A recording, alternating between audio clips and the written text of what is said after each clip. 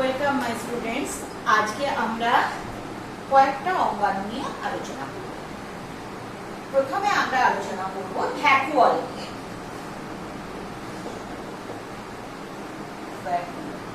Vacuole জিনিসটা কি? কোষের একটা জায়গা, যা ফাঁকা একটা গোল্লা মতো জায়গা। ফাঁকা বলতে ফাঁকা নয়, ওখানে কিছু না কিছু থাকে, সেন্সার থাকে, কখনো কখনো এয়ার থাকে, মানে বাতাস থাকে, কিছু না থাকে বাতাস থাকে, এরকম গোল মতো একটা ব্যাপার। এটা একক পর্দাযুক্ত,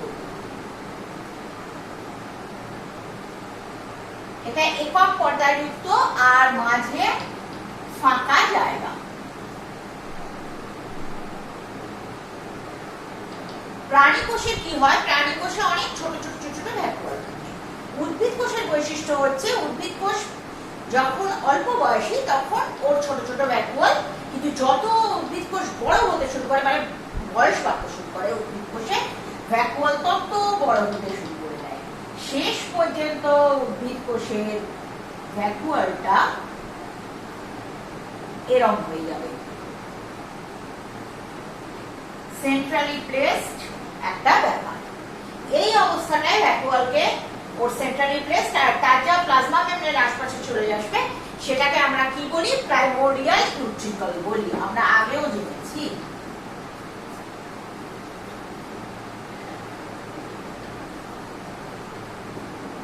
প্রাইমোর্ডিয়াল ইউট্রিকল। আর একটা কোষের, যে কোনো একটা কোষে ধরো এরকম ভ্যাকুয়ালটা আছে, তো এর ঠিক পাশের সাইটোপ্লাজমটাকে আমরা বলি টোনোপ্লাজম। টোনোপ্লাজম। আর ভ্যাকুয়ালের যে মেমব্রেন, এটাকে বলা হয় টোনোপ্লাস্ট।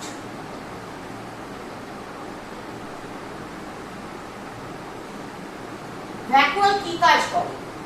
জিনিসপত্র জমা রাখে,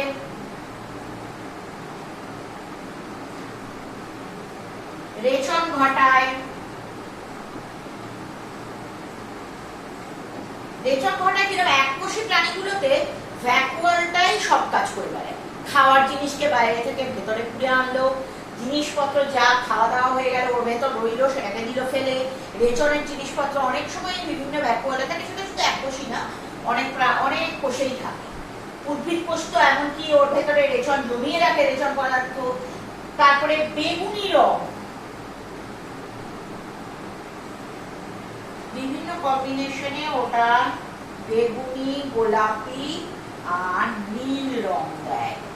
জিনিসটা কি? অ্যান্থোসায়ানিন।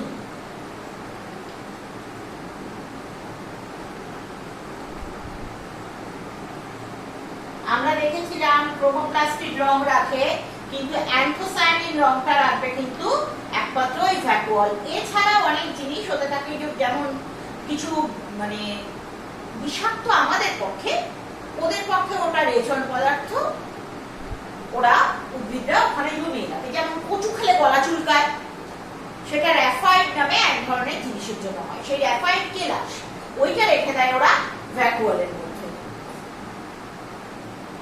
এরকম দেখতে হয়, কখনো বা এরকম দেখতে হয়। এই র্যাফাইড গুলো আমাদের গলায় গেঁথে যায় খাওয়ার সময়। এবার তার কতখানা র্যাফাইড কিরম রিয়াকশন দেবে অ্যালার্জি, তার উপর চুলবে। তেমন তেমন কচু আবার হাতে লাগলেও চুলবে, কোষটা কেটে যায়, ওখান থেকে গিয়ে বেরিয়ে পড়ে র্যাফাইড, বেরিয়ে পড়ে আমাদের চামড়ায় কেটে যায়, ব্যাস আরম্ভ হয়ে যায় চুল করে।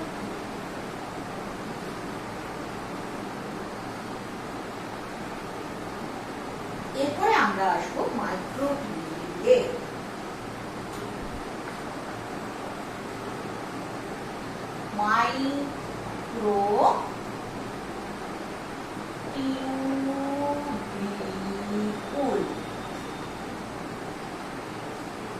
মাইক্রোটিউবিউলে আমরা এবার আসবো।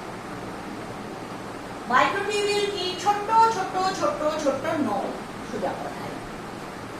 ওর প্রাইমারি যে নলটা হচ্ছে এরকম, ধরো একটা নল, এইখানে দেখা যায় এই নল। এবার এই নলটা নিজের উপর পেঁচিয়ে দুটো নল দিয়ে মোটা হতে পারে, এরকম ধরে এই নলটাই নিজের মধ্যে আবার পেঁচিয়ে গেল, আরো কয়েকটা নল পরস্পর এরকম মোটা হয়ে যেতে পারে।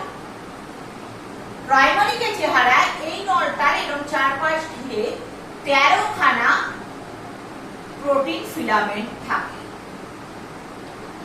যে প্রোটিন গুলো টিউবিউলিন প্রোটিন প্রধানত।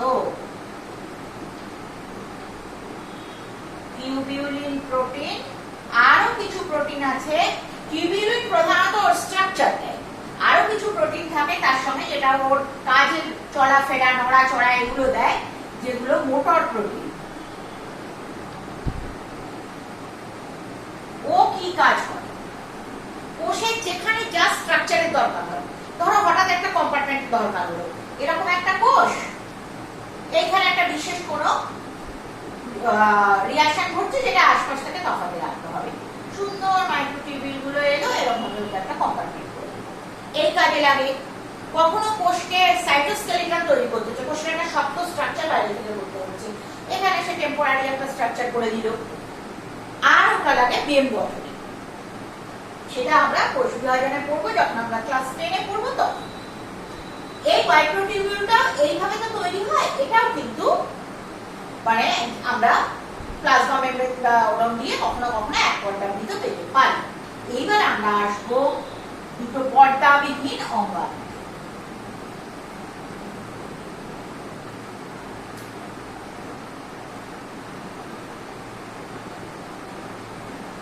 প্রথমে আমরা আসছি সেন্ট্রোজোম।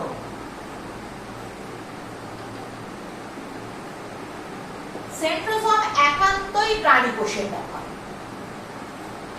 প্রাণী কোষের নিউক্লিয়াস তার ঠিক কাজটাতে সেন্ট্রোজোম দেখা যায়।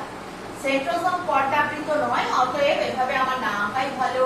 প্রধানত এরকম, এই হচ্ছে সেন্ট্রোজোমের চেহারা, এরকম ভাবে ওকে দেখতে পাওয়া যায়।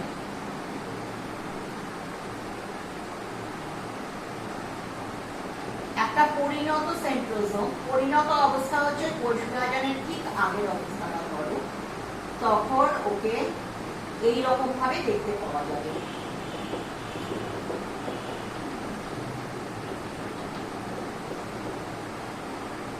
এই যে রশ্মিগুলো পাশে দেখা যায়, এটাকে বলা হয় অ্যাস্ট্রাল রশ্মি।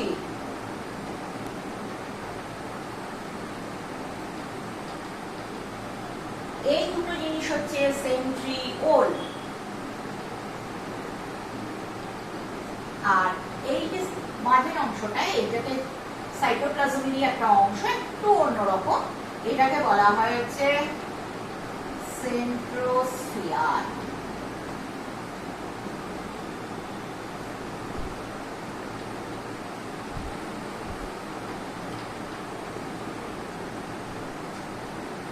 এর আরেকটা নাম আছে কাইনোপ্লাজম। এখানে আচ্ছা, তাহলে কি হলো? এই সেন্ট্রিওল হলো, অ্যাস্ট্রাল রশ্মি হলো, সেন্ট্রোস্ফিয়ার বা কাইনোপ্লাজম হলো। এইখানে অনেক সময় কিছু ছোট ছোট জিনিসপত্র দেখা যায় যাতে পেরিসেন্ট্রিওলার জিনিস বলে উল্লেখ করা হয়। এই অ্যাস্ট্রাল রশ্মিটাই বেড়ে বেড়ে বেম গঠন করে।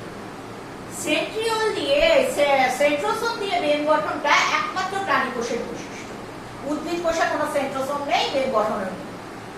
প্রাণী কোষ যখন নতুন, মানে সে যখন ছোট সবে তৈরি হয়েছে, তখন একখানা মাত্র সেন্ট্রিওল দেখা যায়, যেটাকে একটা সেন্ট্রিওল দেখা যায়। দুটো সেন্ট্রিওল যখন অবস্থাতে রাখবে একটা পরিণত সেন্ট্রোজোম, তাকে আমরা কি বলি?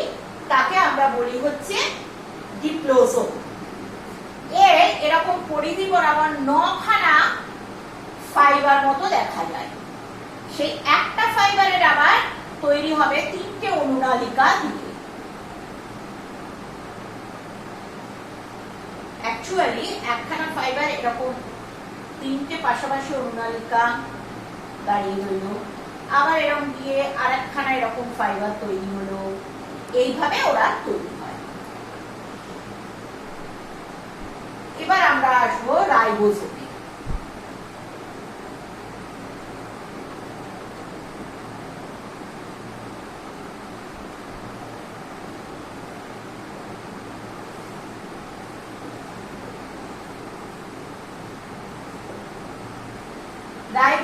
প্রোটিন তৈরি করার প্রধান জায়গা, এর উপরেই প্রোটিনটা তৈরি হয়। এই রাইবোসোমকে যার জন্য আরেকটা নাম বলা হয় প্রোটিন ফ্যাক্টরি। কখনো কখনো ফ্যাট বিপাকেও একে থাকতে দেখা যায়, কিন্তু প্রধানত এটা প্রোটিন ফ্যাক্টরি। তোমরা রাইবোসোমের চেহারা দেখবে এরম মতো আঁকা আছে, এটা আমরা সহজ করতে আঁকি। এই ফুল ফর্ম রাইবোসোমটাকে কিন্তু সাধারণভাবে দেখতে পাওয়া যায় না। সাধারণভাবে মানে কি, প্রোটিন তৈরির সঙ্গে সংশ্লিষ্ট থাকলে তবেই এই ফুল ফর্মটা দেখতে পাওয়া যাবে, না হলে এটা দুটো সাব ইউনিটে বিভক্ত থাকে। প্রোক্যারিওটে একরকম, ইউক্যারিওটে আরেক রকম। প্রোক্যারিওটে ফুল ফর্মটা, প্রোক্যারিওটে ছোট সাব ইউনিট যেটা, সেটা থাকে হচ্ছে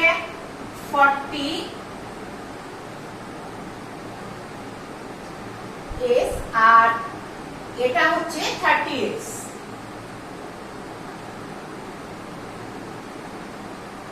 40 না, 30S আর 50S, 30S plus 50S। S হচ্ছে সাব ইউনিট, এইটা ছোট এটা বড়।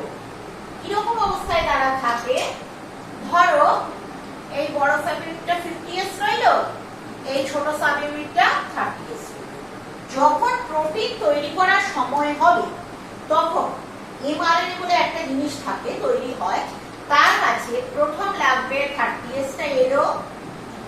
এইবার ধরো সেই এমআরএনএটা এলো, তার সঙ্গে প্রোটিনটাকে পুরো তৈরি করার জন্য তার তলায় 50S দুটো লেগে গিয়ে তৈরি হয়ে গেল কে না, তৈরি হয়ে গেল আমার 70S। সব মিলিয়ে তৈরি হলো 70S। যার জন্য আমরা বলি প্রোটিন কিভাবে তৈরি হচ্ছে, রাইবোসোম কি তৈরি হচ্ছে, প্রোক্যারিওটের হচ্ছে 70S। আর ইউক্যারিওটের সেম তৈরি হবে আমার হচ্ছে তোমার 60S আর 40S। 40S 60S জিনিসটা সেসবই তৈরি করবে 80S। আমরা যেরকম গোল গোল দেখালাম, ব্যাপারটা মোটেই ওরকম গোল গোল হয় না। এইরকম ভাবে ছোট সাব ইউনিটটা ধরো এরকম এসে গেল, ওপরে যদি এটা এমআরএনএ হয়, বড় সাব ইউনিটটা ঠিক ওর পেছনে এইভাবে এসে দাঁড়ায়। জিনিসটা আমরা এরকম উল্টো দিক থেকে দেখি, যে এই আমার ইয়ে রইল, ছোট সাব ইউনিট তার তলায় এমআরএনএ ধরলো, তলায় এসে বড় সাব ইউনিট আটকে গেল। এই হচ্ছে আমাদের রাইবোসোম। আর এটা তো বললাম সব পৃথিবীর যত কোষ আছে সবার থাকবে, না হলে। এবার আমরা একটা সাম আপ দেখি যে ইউক্যারিওটিক কোষে কি কি থাকতে পারে এবং কি কি পারে না।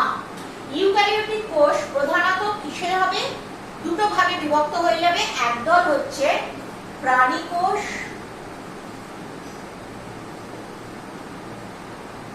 আরেক দল হচ্ছে উদ্ভিদ কোষ।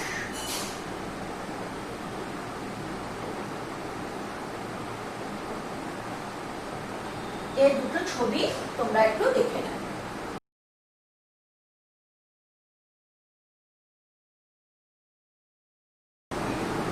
এবার আমরা প্রাণী কোষ আর উদ্ভিদ কোষের পার্থক্য এবং কোথায় কোথায় মিল সেটা দেখব।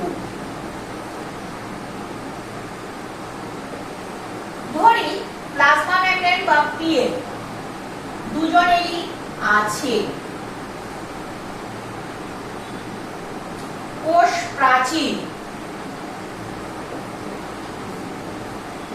দুজনেরই আছে। রাইবোসোম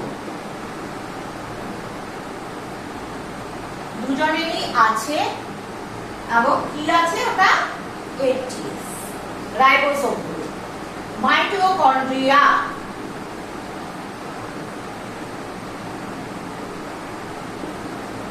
দুজনেরই আছে। মাইক্রোটিউবিউল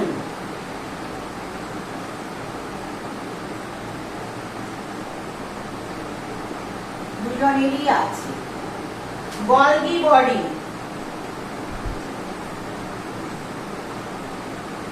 দুজনেরই আছে। মাইক্রোটিউবিউল হলো, গলগি বডি হলো,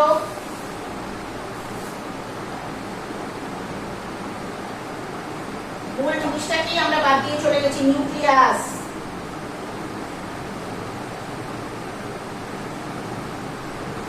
দুজনেরই আছে। এবার আর কয়েকটা লিখি।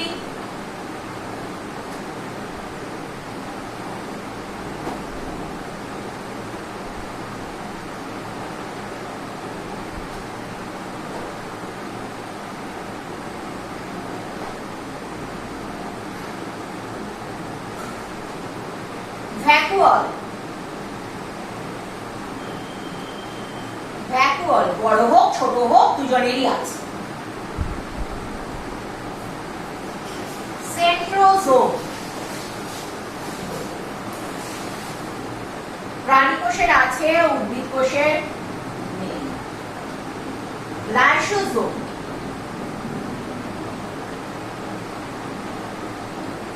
প্রাণী কোষের আছে, উদ্ভিদ কোষের নেই। প্লাস্টিড, প্রাণী কোষের নেই, উদ্ভিদ কোষের আছে। কি কি মিল, কি কি অমিল আমরা দেখলাম। তার মধ্যে অমিলের ব্যাপারটাই বেশিরভাগ আসে, যে প্রাণী কোষ আর উদ্ভিদ কোষের পার্থক্য লিখে ফেলে।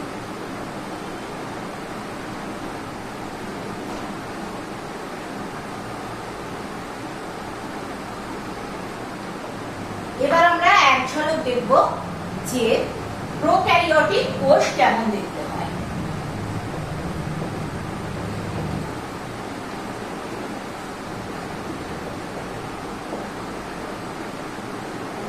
প্রোক্যারিওটিক কোষ আর ইউক্যারিওটিক কোষের প্রধান পার্থক্য হচ্ছে কোথায় না, তাদের ইউক্যারিওটিক কোষের সুগঠিত নিউক্লিয়াস আছে। সুগঠিত নিউক্লিয়াস কি, চারটে ভাগ আমাদের দেখাতেই হবে সুগঠিত নিউক্লিয়াসে।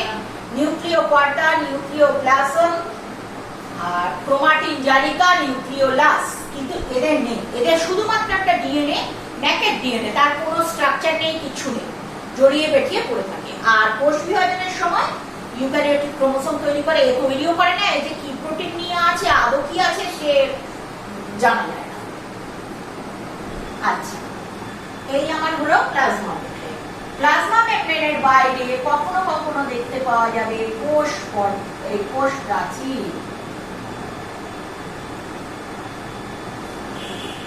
প্লাজমা মেমব্রেন, কোষ প্রাচীর। কোষ প্রাচীর যদি দেখা যায় তাহলে এই কোষ প্রাচীর সবসময়ই পেপটিডোগ্লাইকেন দিয়ে তৈরি হবে। কোষ প্রাচীরের পরে ওদের সর্বাধিক কি কি থাকতে পারে, কোনো কোনো জায়গায় এইরকম ভাবে যেটা থাকে সেটা হচ্ছে ক্যাপসুল। ক্যাপসুল একটা বেশ শক্ত স্ট্রাকচার। এরা কোনো প্রোক্যারিওটিক কোষ সবাই নয়, কিছু প্রোক্যারিওটিক কোষ তারা যখন বিপজ্জনক অবস্থায় চলে যায় তখন যে কোনো রকম ক্ষতি হতে পারে, বাস করে যেতে পারে, কিছু এসে তাকে মেরে ফেলতে পারে, তখন ওরা এই ক্যাপসুল তৈরি করে। গায়ের পাশ দিয়ে একটা শক্ত আবরণ ব্যাকটেরিয়ারা খুব করে, সিস্ট তৈরি করে ব্যাকটেরিয়ারা, সেটাও এইভাবে করে। কখনো কখনো এর বাইরে একটা হড়হড়ের মতো ব্যাপার দেখা যায়।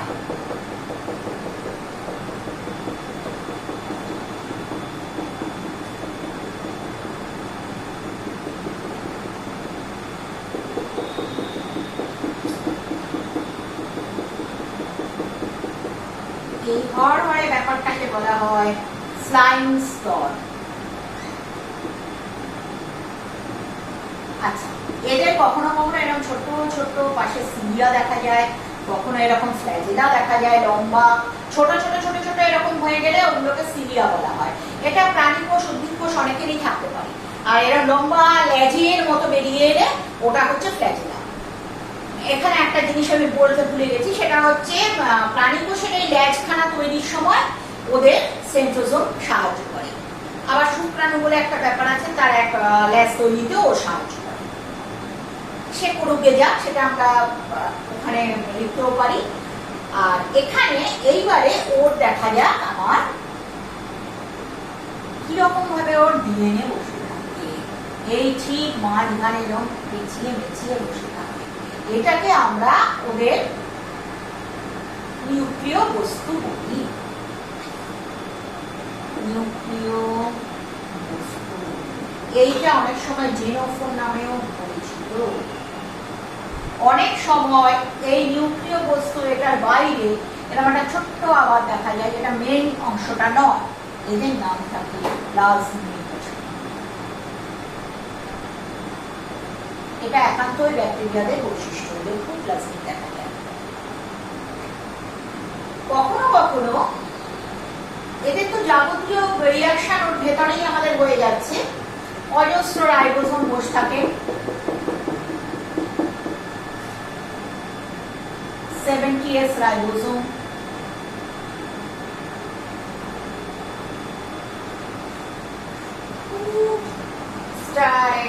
যারা উন্নত জাতীয় তাদের মধ্যে অনেক সময় দেখা যায় কোষ পর্দাটা এরকম বিভিন্ন রকম ভাগ হয়ে গেছে এবং এখানে কিছু উৎসেচক আছে। যদি শ্বসনের থাকে তখন এটাকে মেসোজোম বলা হয়। এই মেসোজোম খুব বেশি দেখা যায়। কখনো কখনো আবার দেখা যায় তোমার ওই সালোক সংশ্লেষের উৎসেচক আছে। সালোক সংশ্লেষ বা ওরকম আর কি, কোনো সালোক তো সবসময় হয় না, সিনথেসিস করছে খাবার, সেইগুলোকে আবার আমরা এমনি ল্যামেলা বা এরকম বলেও উল্লেখ করা হয়। মেসোজোমটাকে মনে করা হয় যে ভবিষ্যতে হয়তো এর থেকে মাইটোকন্ড্রিয়া হয়েছিল, অথবা ওই ব্যাকটেরিয়াগুলোই কোনোভাবে কোনো কোষের সঙ্গে তোমার মিথস্ক্রিয়া করেছে, ওর ভেতর ঢুকে পড়েছে, পড়ে ইয়ে হয়ে গেছে, শেষ পর্যন্ত মাইটোকন্ড্রিয়া হয়ে গেছে, এরকম মনে করা হয়। এবার আমরা আরেকবার দেখবো প্রোক্যারিওটিক এবং ইউক্যারিওটিকের কি কি তফাৎ এবং কি কি বেশিটাই তফাৎ। উভয়ই আছে। নিউক্লিয়াস বা নিউক্লিয় বস্তু মানে জেনেটিক বস্তু, জেনেটিক বস্তু। প্রোক্যারিওটিকেরও ডিএনএ, ইউক্যারিওটিকেরও ডিএনএ হলো। আর মিল থাকবে কোথায়? রাইবোসোম। রাইবোসোম দুজনেরই আছে, কিন্তু এর হচ্ছে 70S, এর হচ্ছে 50S। পর্দাবৃত অঙ্গাণু, এই এক কথায় সেরে দাও। পর্দাবৃত অঙ্গাণু এর নেই, এর আছে। এর নিউক্লিয়াসকে আলাদা দিতেও পারো, নাও দিতে পারো। অসংগঠিত,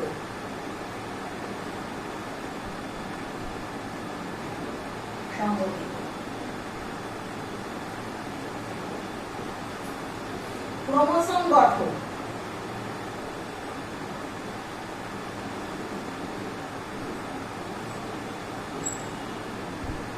এর হয় না, এর হয়।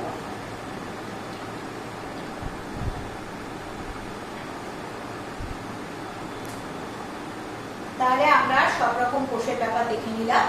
আমাদের ক্লাসও আজকে এখানে শেষ। উভয়ই আছে।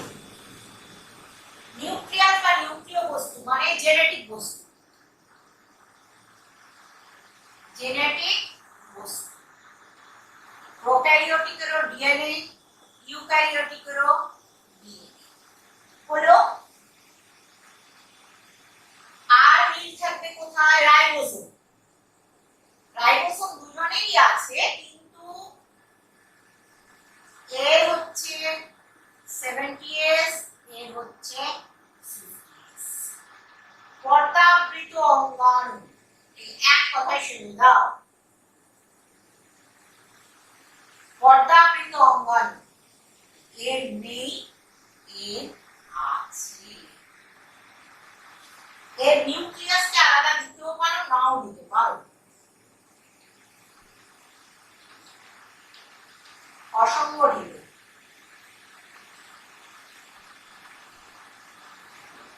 সংগঠিত। ক্রোমোসোম গঠন।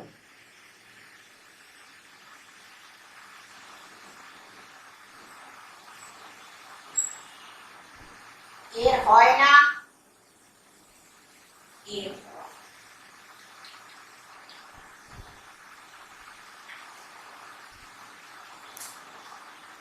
তাহলে আমরা সব রকম কোষের ব্যাপার দেখে নিলাম। আমাদের ক্লাসও আজকে এখানে